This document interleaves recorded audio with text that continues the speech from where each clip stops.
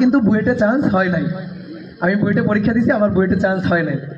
আমার তারপরে ঢাকা ইউনিভার্সিটি পরীক্ষা ছিল, সেটাতেও হয় নাই। তারপরে আমার মেডিকেল হয় নাই।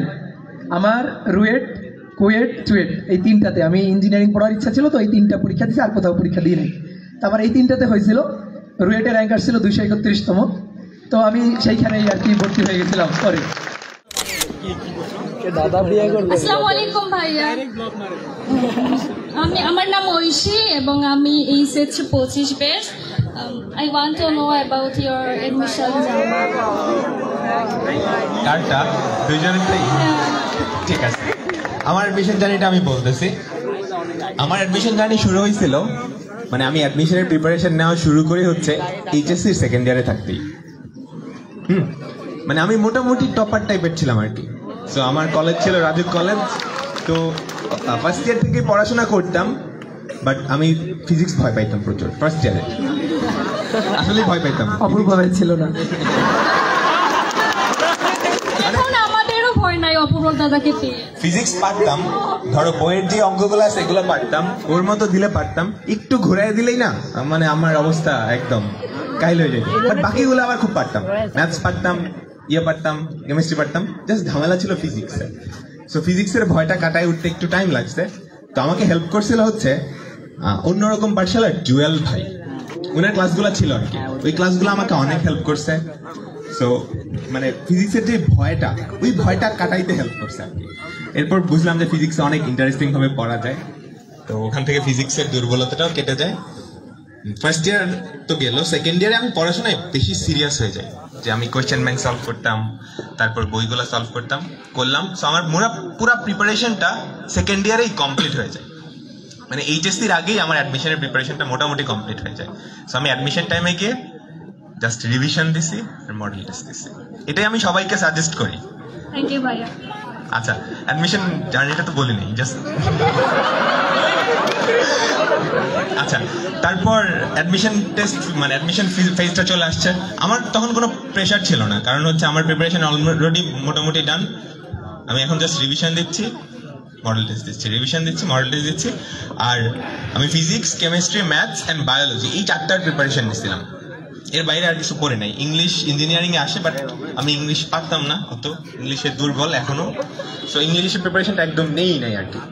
তারপর অ্যাডমিশন ফেজ আসছে, অ্যাডমিশন টেস্টগুলো শুরু হয়েছে।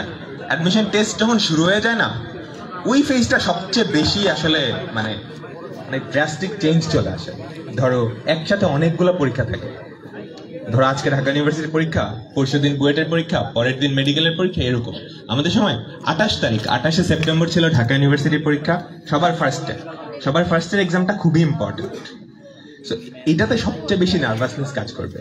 আর আমাদের সময় তো ছিল ঢাকা ইউনিভার্সিটির, অ্যান্ড বুঝতে পারতেছো খুবই মানে ইম্পর্টেন্ট একটা এক্সাম। তো আমি নার্ভাস ছিলাম, তারপরেও সবাই নার্ভাস থাকে, যে ঢাকা ইউনিভার্সিটিতে ফার্স্ট হয় ও নার্ভাস থাকে। সো নার্ভাসনেসের কারণে ভুল যাতে না হয় এইটা একটু এনশিওর করা লাগবে। নার্ভাস সবাই থাকে, এটা নর্মালাইজ করে, মানে এটা নর্মাল ব্যাপার, এভাবে ভেবে নিলেই হয়। সবাই নর্মাল মানে নার্ভাস হয়, আমরা নার্ভাস হওয়ার কারণে যাতে ভুল না করি। So Dhaka university admission test আমি দিছি হচ্ছে ইডেন কলেজে, আমার সিট পড়ছিল ইডেন কলেজে। এখন ঢাকা ইউনিভার্সিটির এক্সাম দিলাম, আমার এক্সাম মোটামুটি ভালো হয়েছিল। তারপর ঢাকা ইউনিভার্সিটির পরের যে এক্সামটা সেটা হচ্ছে 5 তারিখ। দেখো 28 তারিখ ছিল ঢাকা ইউনিভার্সিটির পরীক্ষা, 5 তারিখ ছিল মেডিকেলের পরীক্ষা। সো মেডিকেল পরীক্ষার আগের দিন ঢাকা ইউনিভার্সিটির রেজাল্ট দিছে। আমি যেটা এক্সপেক্ট করছিলাম তার থেকে অনেক ভালো রেজাল্ট আসছিল, আমি 20তম হয়েছিলাম। তো শুরুর একটা এক্সামে যদি ভালো হয় না, এরপরে আর নার্ভাস কাজ করে না, কারণ তোমার অলরেডি একটা ব্যাকআপ তৈরি হয়ে গেছে। এরপর আমার মেইন টার্গেট ছিল বুয়েট। সো বুয়েটের এক্সামে অতটা নার্ভাস ছিলাম না যতটা ঢাকা ইউনিভার্সিটির এক্সামে ছিলাম। সো মেডিকেলের এক্সাম তো দিছি একদম চিল মাইন্ডে গেছি, বুঝে সব একদম ধূপধাপ দাগায় না, আমরা ওরকম দাগাইছি। ওই যে মানে যেগুলো নাও পারতেছি, আমাদের সময় ঝামেলা ছিল মেডিকেলে যে ঝামেলাটা হয়, সাধারণ জ্ঞান থাকে আর ইংলিশ থাকে, এই দুইটা আমি পড়ি নাই, বাকিগুলো পারতাম। তো বাকিগুলোই আমি মোটামুটি সবগুলোই কারেক্ট করছিলাম, কিন্তু এই দুইটা উল্টা পাল্টা দেখাইতে গিয়ে মানে অনেক মাইনাস মার্ক চলে আসে, এরপরেও চান্স পাইছিলাম। আমার যশোর মেডিকেল আসছিল আর কি। আচ্ছা, 5 তারিখ ছিল মেডিকেলের এক্সাম, 7 তারিখ হচ্ছে বুয়েটের এক্সাম। সো পরের দিন মাঝখানে কিন্তু প্রিপারেশন নেওয়ার কোনো টাইম থাকে না, এটা মনে রাখবা। তোমার যেদিন ফার্স্ট অ্যাডমিশন এক্সামটা, ওটাই হচ্ছে তোমার আলটিমেট ডেডলাইন। যা পড়ার এর আগে পড়ে ফেলতে হবে, কারণ যখন একসাথে অনেকগুলো এক্সাম শুরু হয়ে যায় মাঝখানে পড়ার সিচুয়েশনটা থাকে না। আর এটা আমি গ্যারান্টি দিয়ে বলতে পারি যে অনেক দৌড়াদৌড়িও করতে হয়। ধরো তুমি বুয়েটের এক্সামের জন্য ঢাকা গেলা, এখানে গেলা, মানুষ অসুস্থ হয়ে যায় সবাই। জ্বর সবারই চলে আসে, আমার নিজের আসছিল, দাদা আপনারও জ্বর চলে আসে না?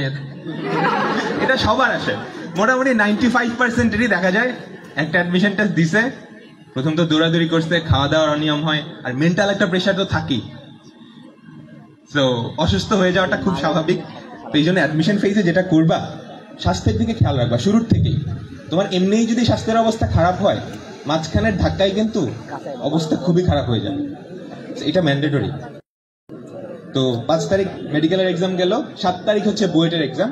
সো বুয়েটের এক্সাম দিলাম, আমার অত প্রেশার ছিল না, কারণ বুয়েটে যদি আমার চান্স না হতো আমি ঢাকা ইউনিভার্সিটিতে পড়তাম। তো সো প্রেশার যেহেতু ছিল না, পরীক্ষাও ভালো হয়েছে। তারপর বুয়েটের পরীক্ষা দিয়ে 7 তারিখ আমি যখন হল থেকে বেরোইছি, তখন মেডিকেলের এক্সামের রেজাল্ট দিছে।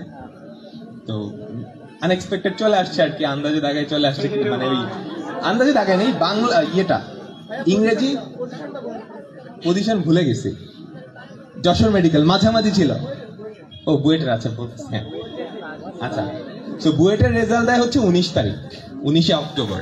7 তারিখ পরীক্ষা ছিল, 19শে অক্টোবর। এরপরে আর আমি কোথাও পরীক্ষা দিইনি, এই 3 জায়গায় দেওয়া হয়েছে।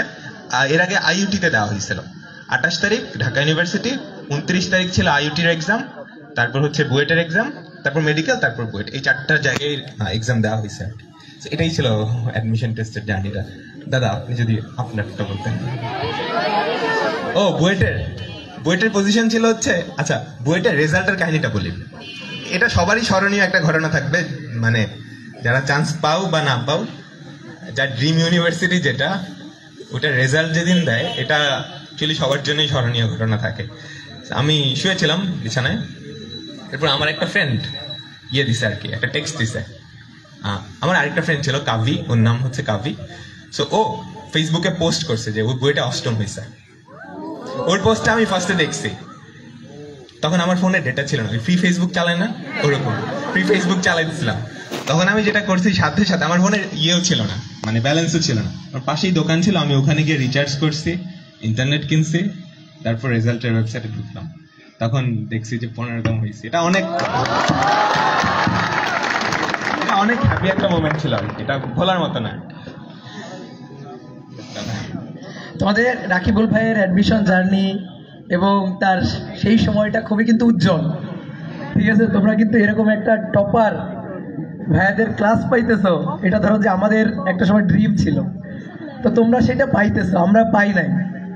তো আমার অ্যাডমিশন জার্নি, আমি কিন্তু তোমাদের মানে অনেক সিনিয়র, বুঝছো?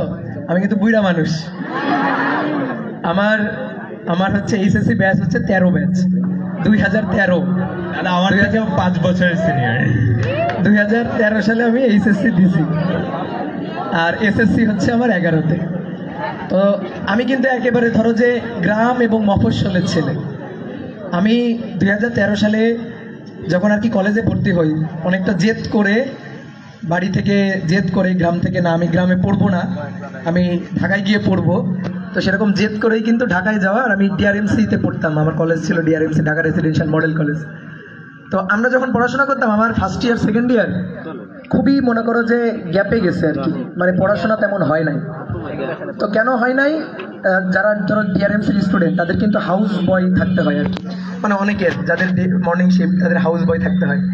তো ওই হাউসে থেকে পড়াশোনাটা ওইভাবে হয় না, আর ওইখানে মনে করো আইসোলেটেড থাকতে হয়, তোমার বাইরের কোনো জগতের সাথে তোমার কোনো সম্পর্ক নেই, ফোন ইউজ করা যাবে না, বাইরে প্রাইভেট পড়া যাবে না, কলেজের টিচারদের কাছেই পড়তে হবে। তো অ্যাডমিশনে বুয়েট বা ধরো যে আমার টার্গেট ছিল ইঞ্জিনিয়ারিং, তো ইঞ্জিনিয়ারিং লাইফের যে পড়াশোনা, ইঞ্জিনিয়ারিং টার্গেট করে যে পড়াশোনা, সেই পড়াশোনাটার সিস্টেম সম্পর্কে কিন্তু অবগত আমরা ছিলাম না, বিশেষ করে আমি অবগত ছিলাম না। যখন আমি বোর্ড পরীক্ষার পরে যখন বাইরে বের হলাম, তখন আমার কাছে মনে হইলো যে না, পড়াশোনাটা আমরা যেভাবে করছি ওই ওয়েতে করা যায় না, বা আরও একটা সুন্দর ওয়ে আছে যে ওয়েতে করতে হয়। তো ওইভাবে যদি পড়াশোনাটা করা যাইতো তাহলে ভালো একটা র্যাঙ্ক হইতো বা ভালো একটা পজিশন হইতো। আমার কিন্তু বুয়েটে চান্স হয় নাই। আমি বুয়েটে পরীক্ষা দিছি, আমার বুয়েটে চান্স হয় নাই। আমার তারপরে ঢাকা ইউনিভার্সিটি পরীক্ষা ছিল, সেটাতেও হয় নাই। তারপরে আমার মেডিকেল হয় নাই। আমার রুয়েট, কুয়েট, চুয়েট এই তিনটাতে আমি ইঞ্জিনিয়ারিং পড়ার ইচ্ছা ছিল, তো এই তিনটা পরীক্ষা দিয়েছি, আর কোথাও পরীক্ষা দিই নাই। তো আমার এই তিনটাতে হয়েছিল। রুয়েটের র্যাঙ্ক আসছিল 231তম, তো আমি সেইখানেই আর কি ভর্তি হয়ে গেছিলাম। সরি। তো তোমরা, আমি যেটা একটা জিনিস ফিল করি যে স্টুডেন্ট লাইফে আমি যে জিনিসটা পাই নাই, আমার মনে হয়েছে আমি এই জিনিসটা পাইলে আমি আরও ভালো করতাম। আমি এই জিনিসটা পাই নাই, বাট আমি মনে করো যে এইটুকু নিশ্চিত তোমরা সেই জিনিসটা পাও। এখন বাকি কাজটা যেটা, সেটা হচ্ছে তোমাদের নিজেদের খুঁটে খাওয়া। তোমাদের দেওয়া হচ্ছে, কেউ তুলে খাওয়াই দিবে না, হজম করতে হবে তোমার, খাইতে হবে তোমার। এখন তোমার কাছে রিসোর্স আছে, তোমার কাছে যে জিনিসটা আছে যেটা আমার কাছে ছিল না, ঠিক আছে, যেটা আমি পাই নাই সেটা তোমার কাছে আছে, বাট ওইটার ইউটিলাইজ তুমি ঠিকঠাকভাবে ইউজ করতে পারতেছো কিনা, এই জিনিসটা আসলে আপ টু ইউ, তোমার উপর ডিপেন্ড করবে। তো তোমাদের সামনে সেই সুযোগটা আছে যেটা কিন্তু আমি পাই নাই, বুঝতে পারছো? তো আমি মনে করো যে মানে ইনস্টিটিউশন হিসাবে আমার স্বপ্ন ছিল বুয়েটে পড়ার, স্বপ্ন ছিল যে ইঞ্জিনিয়ার হওয়ার। বাট আমি একটা জিনিস মনে করি যে রুয়েট আমাকে অনেক কিছু দিছে। আমি আমার এই ইনস্টিটিউশন নিয়ে আমি খুবই গর্বিত, এবং এখন মোটামুটি আমার মনে হয় যে একটা সময় আমি রেজাল্ট দেখে হয়তো কাঁদছিলাম। আমার মনে হচ্ছিল যে হবে না, আমি বাসায় কিভাবে মুখ দেখাবো, বা যে অভিভাবকগুলা ধরো যে আমার উপর ভরসা করে, বা আত্মীয় স্বজন যারা আমার উপর ভরসা করে, তারা তো জিজ্ঞেস করবে রেজাল্ট কি বলবো। আমার মা বাবা বলতে পারে নাই কয়েকদিন পরে, অনেক পরে, বুয়েটের পরে ঢাকা ইউনিভার্সিটি পরীক্ষা, মেডিকেল পরীক্ষা, তারপরে গিয়ে মেডিকেলে হয় নাই, বুয়েটে হয় নাই, ঢাকা ইউনিভার্সিটিতে হয় নাই, কোথাও হচ্ছে না, পরে গিয়ে তারপরে রেজাল্ট আসছে। তো এই সিচুয়েশনটা, এটা কিন্তু খুব মনে করো যে কষ্টের একটা মুহূর্ত, কষ্টের একটা সিচুয়েশন। তুমি দেখবে অনেকটা ঘরবন্দি হয়ে থাকবা, নিজেকে আইসোলেটেড করে দিবা, যে আমি লজ্জায় যে আমি সামনে যাব কিভাবে, ঠিক আছে, আমি কি বলবো, আমার রেজাল্ট জিজ্ঞেস করলে আমি কি বলবো, বন্ধুরা এখানে চান্স পাইছে, সে সেখানে চান্স পাইছে, আমার হচ্ছে না, আমার রেজাল্ট আসতেছে না, আমি কি বলবো। তো এই সময়টা কিন্তু খুব মনে করো যে একটা স্টুডেন্ট লাইফে খুব মানে কষ্টের একটা সময়, এর মধ্য দিয়ে তোমাকে যাইতে হবে। এইটা হচ্ছে প্রথম কথা, তুমি মানসিক প্রস্তুতি নেবা যে আমার এই সিচুয়েশন আসবে, আমার এর মধ্য দিয়ে যাইতে হবে।